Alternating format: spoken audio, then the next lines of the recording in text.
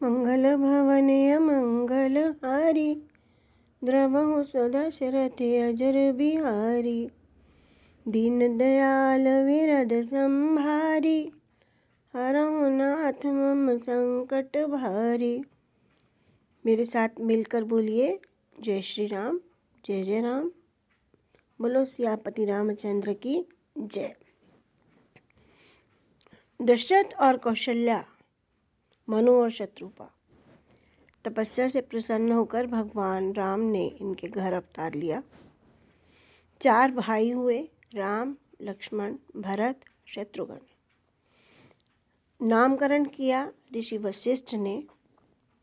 ये जो सबसे सुंदर ललाम है ये राम है, और ये जो सारी दुनिया का पालन करने में समर्थ है ये भरत है। और ये शत्रुओं का नाश करने वाले होंगे, ये शत्रुघ्न होंगे। और ये अपने लक्ष्य में दृढ़ रहेंगे, इसलिए इनका नाम होगा लक्ष्मण। ये चारों भाई दशरथ के आंगन में खेलते, माँ इनको देख देख कर निहाल होती रहती। भगवान राम तरह तरह की लीलाएं करते। एक बार माँ ने पालने में सुलाया और पालने में सुलाकर मंदिर गई। मंदिर में उन्होंने सारा पूजा अर्चना का सामान रखा और रसोई में गई। वापस आकर देखा भगवान राम भोग लगा रहे हैं।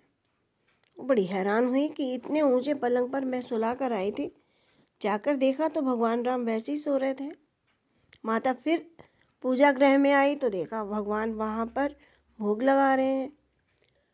माता तो अचेत होने को हुई।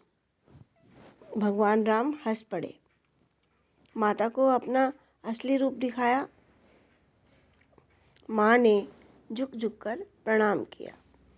अब ये चारों भाई आंगन में खेलते हैं। राम कैकेयी के सबसे प्रिय हैं।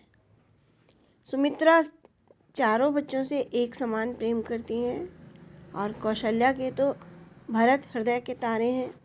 इस प्रकार ये चारों भाई बड़े होने लगे तो एक दिन वशिष्ठ ऋषि ने आकर इनका चूड़ाकर्म कराया। फिर ये दोनों चारों भाई गुरु के आश्रम में विद्या लेने के लिए गए। तो गुरु के हर रोज उठते हैं, गुरु के चरणों में प्रणाम करते हैं। गुरु के आशीर्वाद से इन्होंने अल्पकाल में ही सारी विद्या प्राप्त कर ली। छोटे छोटे धनुष लिए भगवान राम बड़े सुंदर लगते हैं।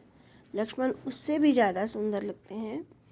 तो ये चारों भाई विद्या ग्रहण करके घर वापस लौटे। दशरथ बहुत प्रसन्न हुए कि उनके बेटे सुयोग्य बन गए हैं, लायक हो गए हैं।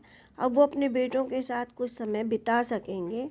इतने में एक दिन उनके महल में, दरबार में ऋषि विश्वामित्र आए।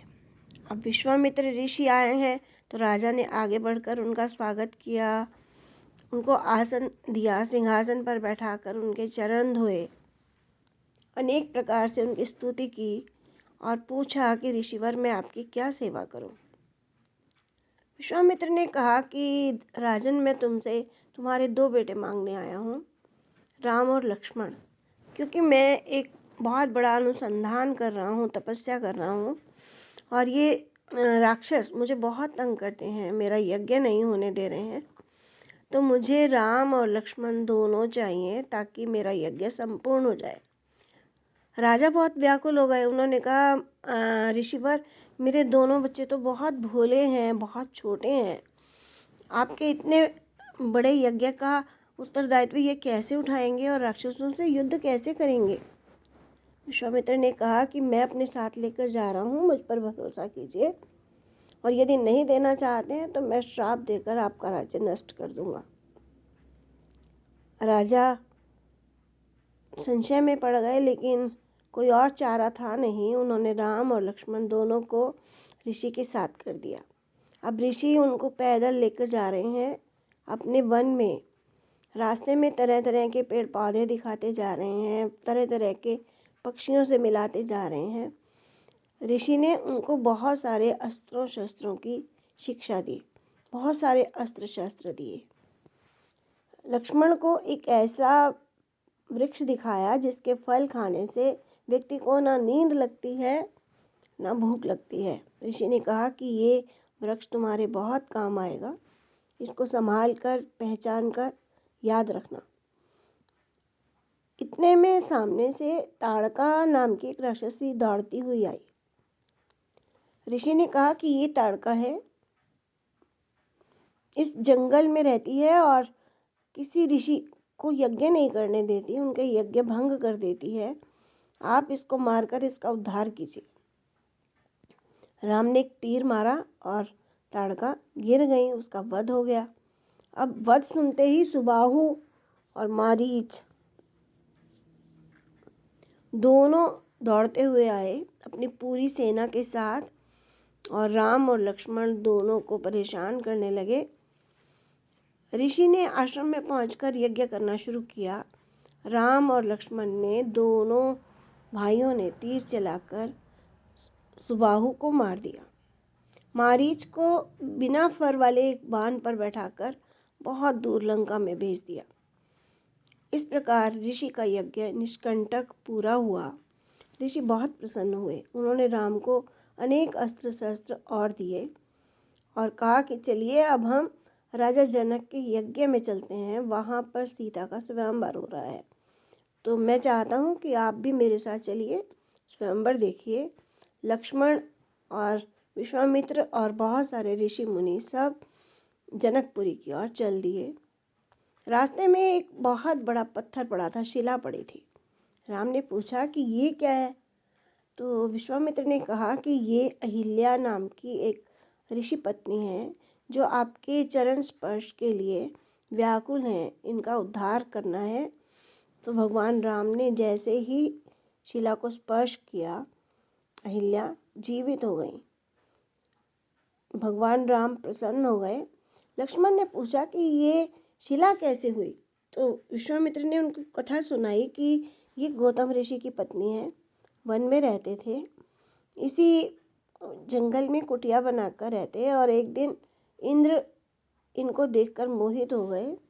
रात के समय में उसने अपने साथ चंद्रमा को लिया और चंद्रमा को लेकर चंद्रमा अलोप हो गए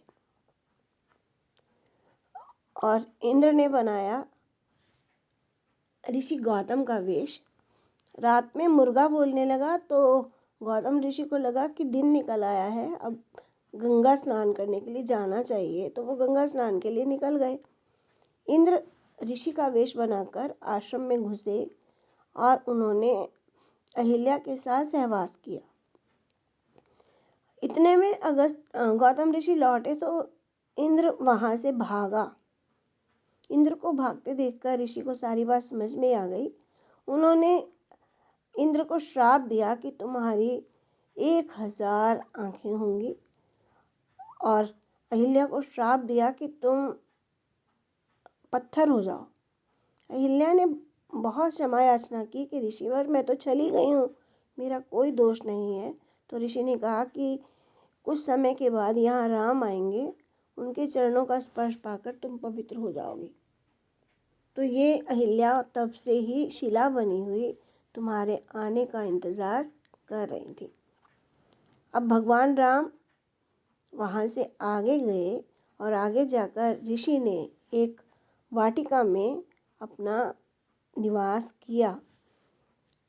और जैसे ही नगरवासियों को पता चला कि राम जनकपुरी में आए हैं, तो वो आपस में एक दूसरे को सुनाते हैं कि देखो देखो, तो बहुत सुंदर राजकुमार आए हैं, बहुत नाजुक हैं, कोमल हैं, लेकिन चेहरे से बहुत प्रतापी दिखाई देते हैं।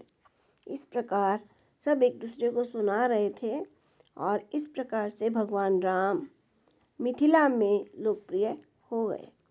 ये कथा थी राम कथा भाग 8। आपने सुनी, पसंद आई हो तो दोस्तों को ज़रूर सुनाइए। मेरे साथ बोलिए जय राम, जय जय श्री राम, जय जय राम, जय श्री राम।